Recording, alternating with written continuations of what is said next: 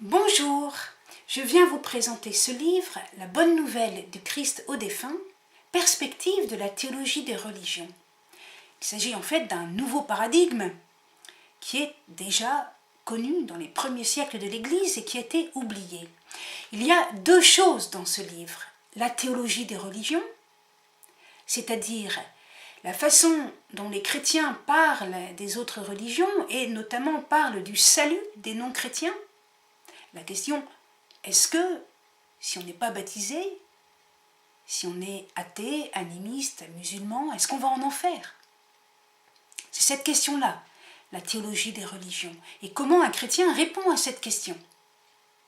Et puis, la bonne nouvelle aux défunts, eh bien, je vais lire dans le catéchisme de l'Église catholique, 1998, par Ratzinger, au paragraphe 634-635, ce qu'il en est dit. La bonne nouvelle a été également annoncée aux morts, dit le catéchisme. C'est la citation de la première lettre de Pierre, chapitre 4, verset 6. L'expression « la bonne nouvelle aux défunts », c'est une expression du Nouveau Testament. J'ai rien inventé. Je continue le catéchisme. La descente aux enfers, attention, la descente aux enfers, au pluriel, c'est pas la descente dans l'enfer de Satan, c'est la descente au séjour des morts, les enfers, au pluriel. La descente aux enfers fait partie du credo de l'Église indivise des premiers siècles.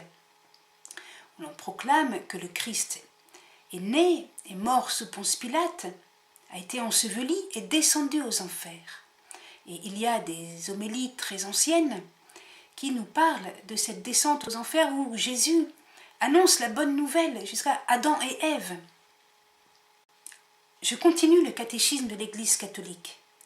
Paragraphe 634. La descente aux enfers est l'accomplissement jusqu'à la plénitude de l'annonce évangélique du salut.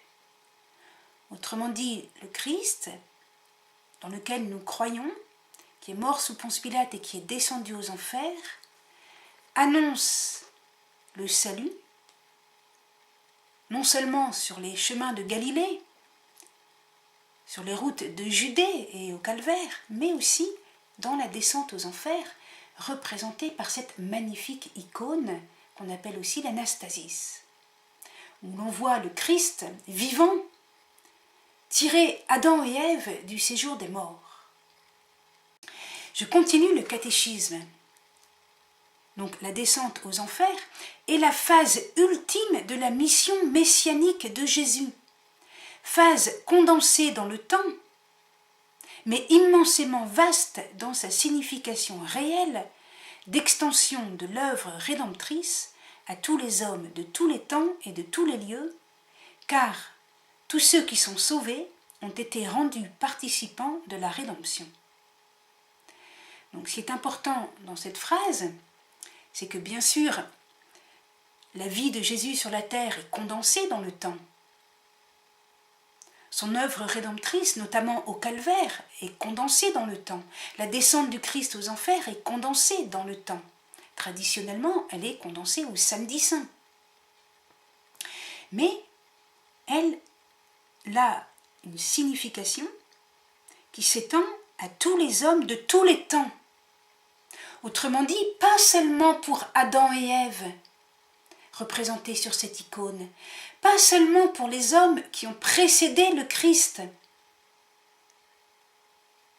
mais aussi pour les hommes de notre temps, les hommes qui meurent aujourd'hui. D'où l'importance de ce livre. Le Christ, dans sa descente aux enfers, il fait l'annonce évangélique du salut, la phase ultime de sa mission, pas seulement pour les hommes qui l'ont précédé et qui donc n'ont pas eu la chance de l'entendre, mais aussi pour les hommes de notre temps, qui n'ont pas eu la chance d'entendre son évangile ou qui l'ont entendu de façon imparfaite. Je continue. Paragraphe 635. Le Christ est donc descendu dans la profondeur de la mort, alors, citation de Romains 10, Éphésiens 4, afin que les morts entendent la voix du Fils de l'homme et que ceux qui l'auront entendu vivent. C'est une citation de Jean, chapitre 5, verset 25. Autrement dit, du discours du Christ après la guérison du paralytique de Bethesda, discours que l'on appelle discours de l'œuvre du Fils. Les morts entendent la voix du Fils de l'homme et que ceux qui l'auront entendu vivent. Les morts de nos familles, les morts de notre entourage. Les morts entendent la voix du Fils de l'homme. Le Fils de l'homme, c'est Jésus-Christ, le Verbe incarné, le Verbe fait homme. Les morts entendent sa voix. Ils ont donc un contact avec le Christ, Verbe incarné, Fils de l'homme. Oh, combien il doit être beau, lumineux, sans doute avec ses plaies glorieuses. Voilà l'évangile. Voilà l'annonce évangélique du salut. Avoir un contact avec le Fils de l'homme.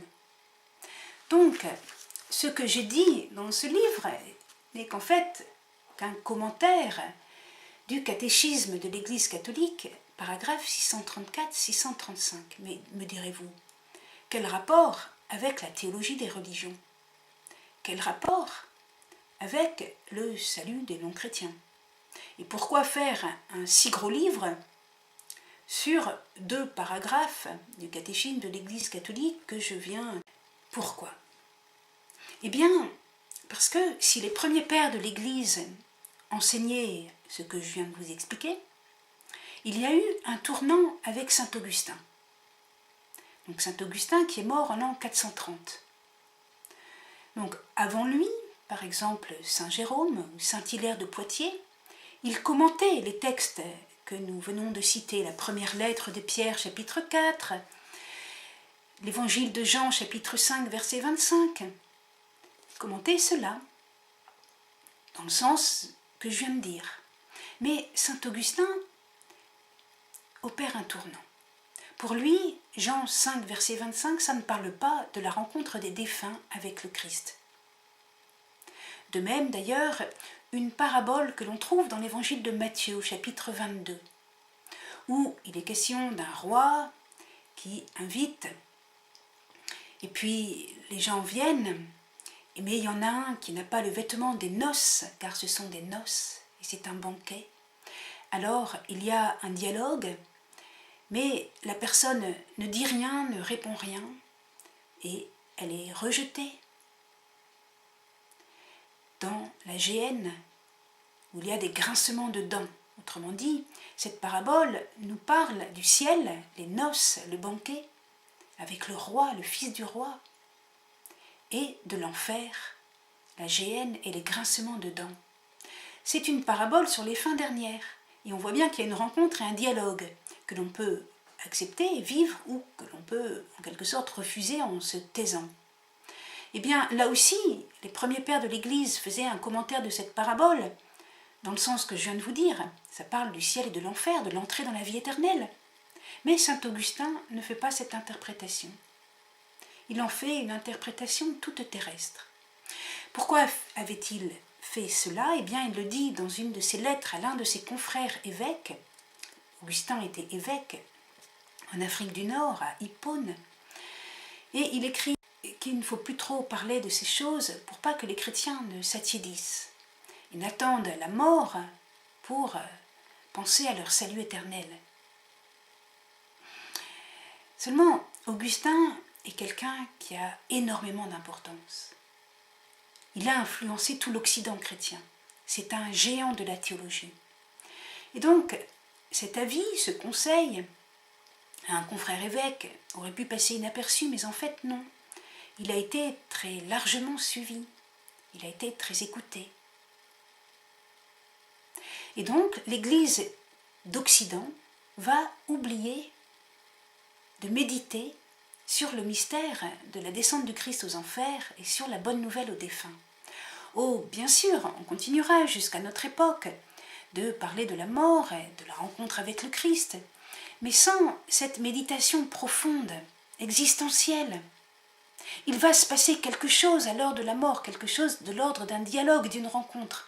On va comme abréger les choses jusqu'à ne faire de la mort qu'un passage extrêmement succinct, une sorte de porte à double battant, aussitôt après la mort, le ciel ou l'enfer, ou le purgatoire. Dans un aussitôt qui est tellement sec qu'on ne voit plus que la mort est tout de même un événement de rencontre. Bien sûr, aussitôt après la mort, il y a le ciel ou l'enfer ou le purgatoire. Mais aussitôt après la mort, qui est elle-même un événement de rencontre. Et si cet événement de rencontre est vidé de sa substance humaine, divino-humaine, eh bien, il y a quelque chose qu'on ne va plus comprendre, notamment le salut des non-chrétiens. En effet, le Nouveau Testament est très clair.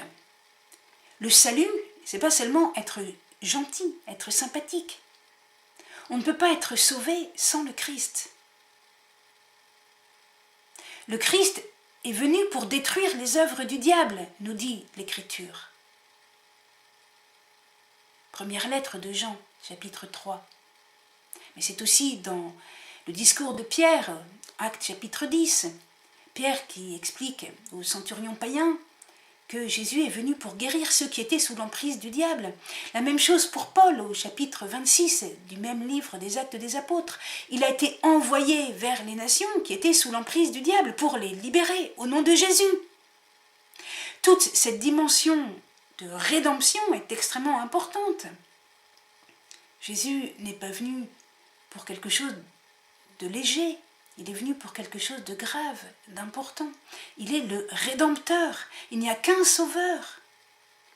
L'homme est marqué, on le comprend quand on connaît Jésus, par le péché originel qui est une rupture avec Dieu, extrêmement profonde, qui cependant n'empêche pas l'homme de pouvoir connaître ce qui est bien et ce qui est mal et de choisir le bien. Cependant, nous avons besoin du Rédempteur pour être sauvés.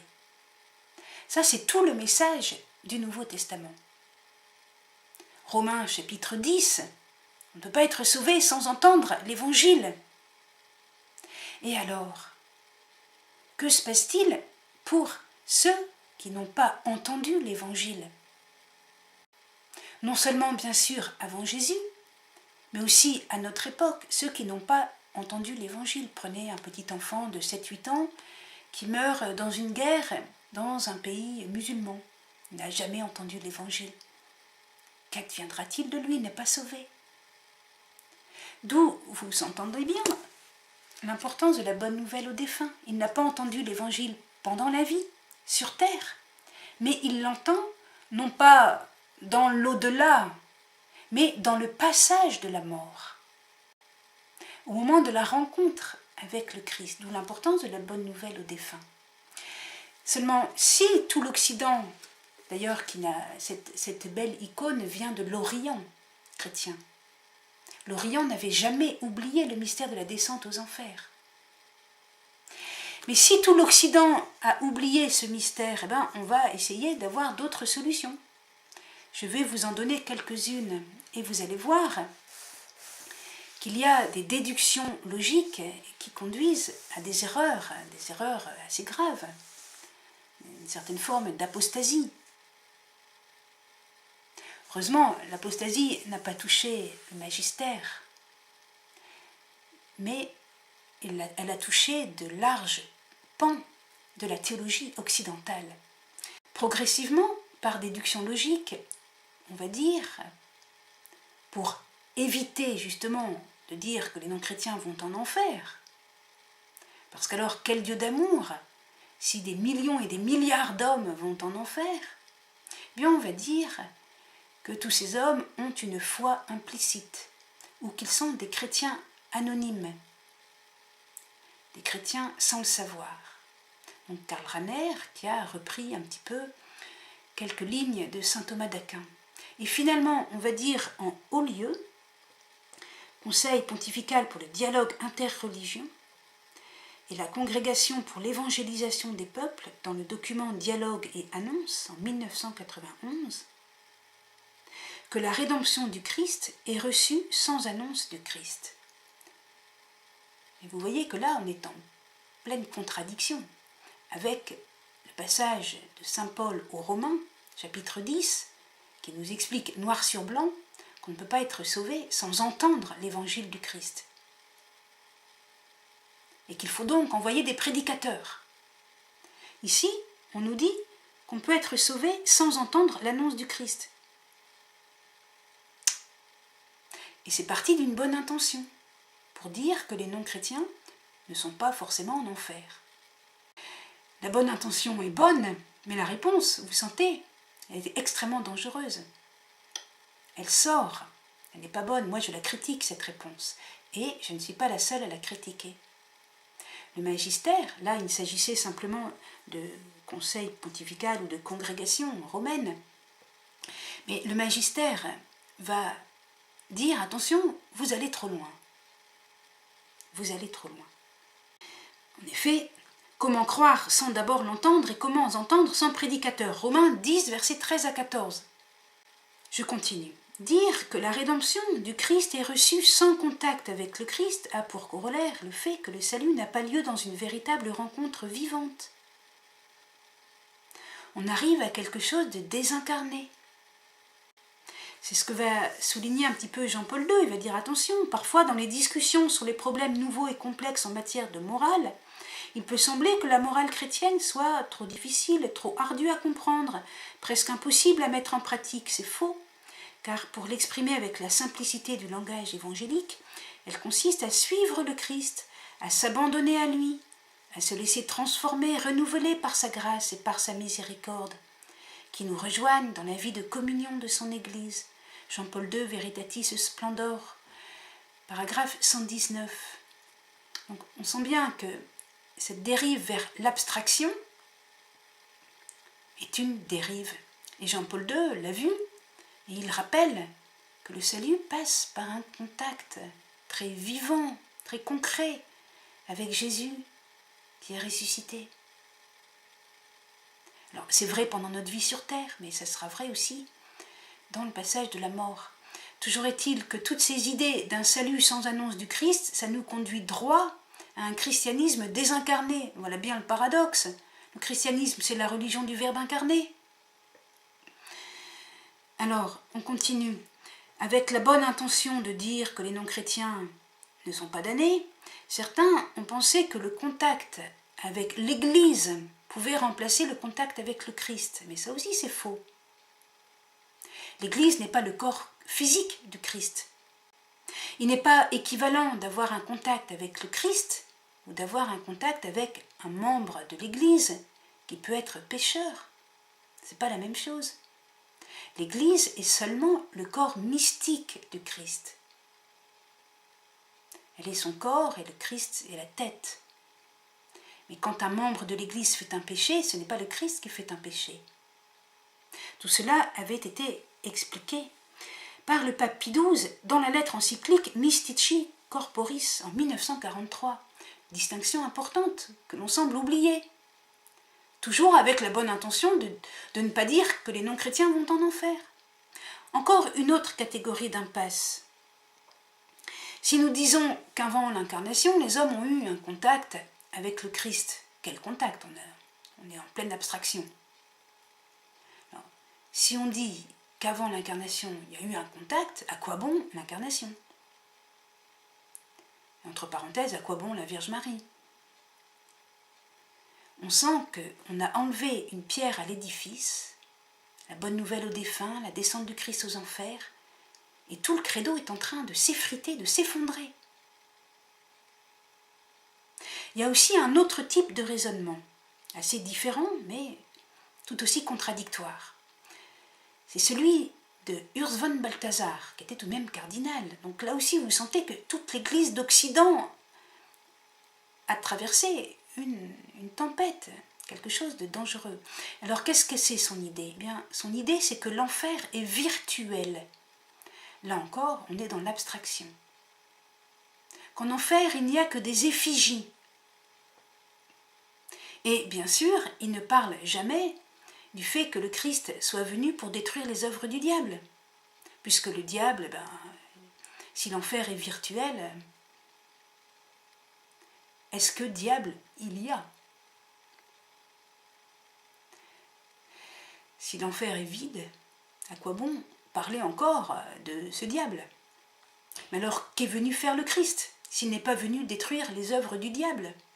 Là encore, on sent que tout l'évangile s'effrite. Si vous enlevez les passages de l'évangile où Jésus est confronté au diable et aux forces du mal, alors on va vers des abstractions. Alors, si on enlève la perspective très concrète de l'évangile sur l'enfer, appelé la géhenne, le feu de la géhenne, et les évangiles en parlent extrêmement souvent. Eh bien, si l'on enlève cette perspective, la gravité du bien et du mal s'effrite. Le mal, c'est pas très grave, puisqu'il n'aura pas de conséquences éternelles. C'est pas bien grave. Vous sentez, c'est une autre forme de raisonnement, mais elle a des conséquences non seulement théologiques, mais aussi morales, vers un relativisme moral. Donc il y a eu une lente dérive. Une petite pierre a été enlevée du temps de saint Augustin, et puis il y a eu des déductions logiques.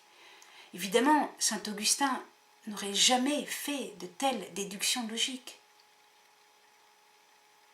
Jamais. Ni saint Thomas d'Aquin. Et évidemment, toute l'Église d'Occident n'est pas dans l'apostasie. Nous avons toujours continué à enseigner que le Christ est l'unique Rédempteur. Mais si justement le cardinal Ratzinger, au temps du pape Jean-Paul II, qui a encouragé ce document, a dû rappeler en haut lieu que le Christ est l'unique Rédempteur, dans le document Dominus Iesus, l'an 2000, c'est bien parce qu'il y avait une crise importante, et qu'il fallait rappeler que le Christ est l'unique Rédempteur. Mais notez bien l'enchaînement des documents. On a d'abord eu le document le catéchisme de l'Église catholique, et ensuite le document le Christ unique Rédempteur. Et si l'on comprend les choses dans leurs conséquences, on comprend que le catéchisme de l'Église catholique, en rappelant la bonne nouvelle du Christ aux défunts, rend inutile toutes les fausses solutions que l'on a données à la théologie des religions.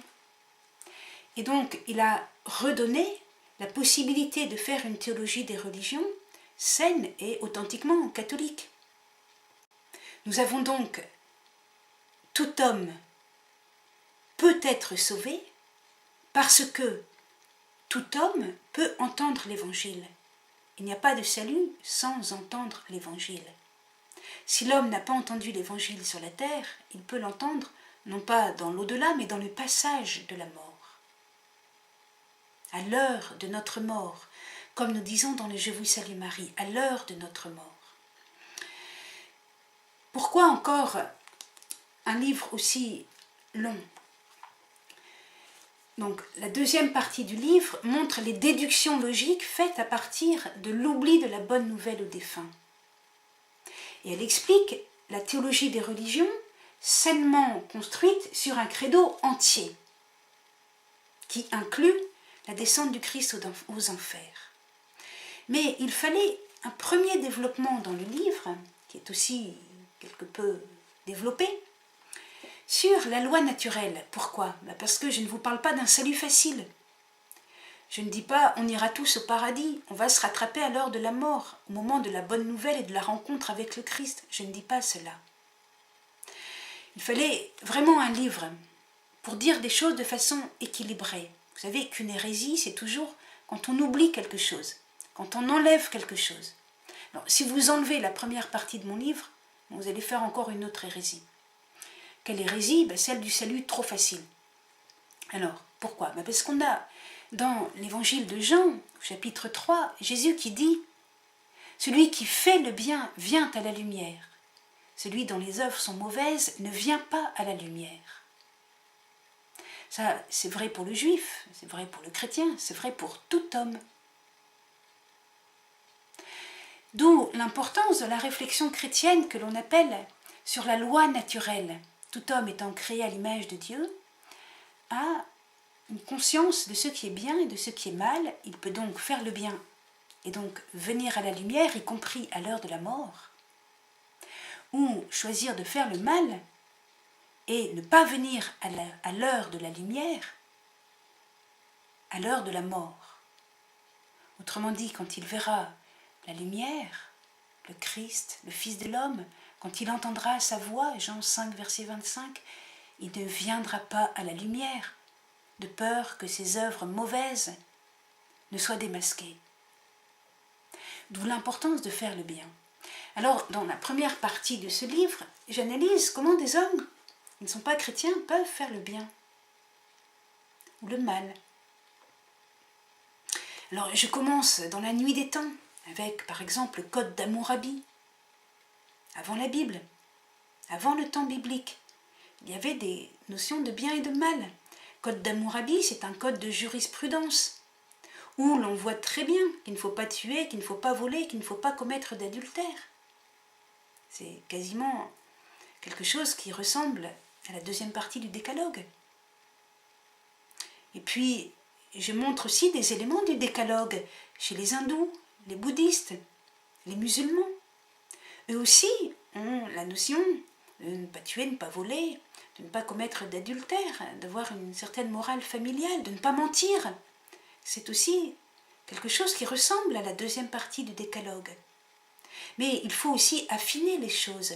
Le Concile Vatican II nous dit aussi que les hommes ont une conscience du bien et du mal qui peut être obscurcie par des idéologies qui ne sont pas forcément bonnes. Donc, si on prend par exemple l'islam, qui est né après le christianisme, c'est donc un post-christianisme. L'auteur du Coran a connu les sources chrétiennes et les a rejetées. Il ne croit pas que Jésus soit le Verbe incarné.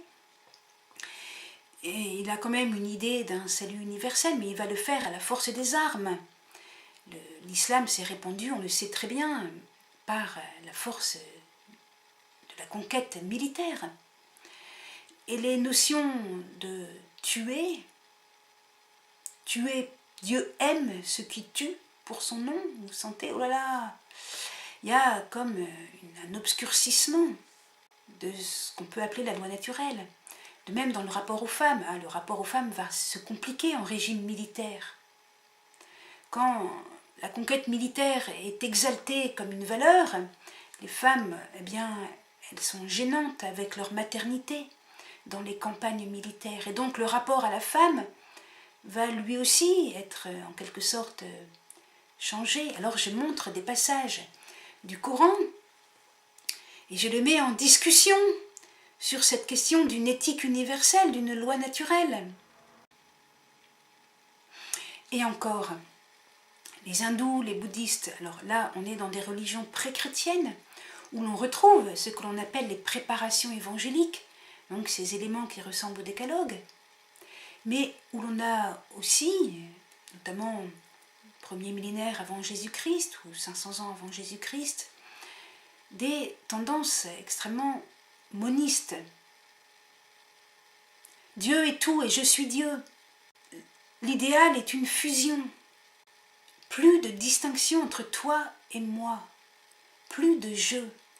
Et même remonter en deçà de l'existence, dans le non-être. Et toute cette quête, qui est en fait aussi une quête pour échapper à la souffrance relationnelle ou souffrance physique, toute cette quête de l'Extrême-Orient ne permet plus la même perception de l'amour.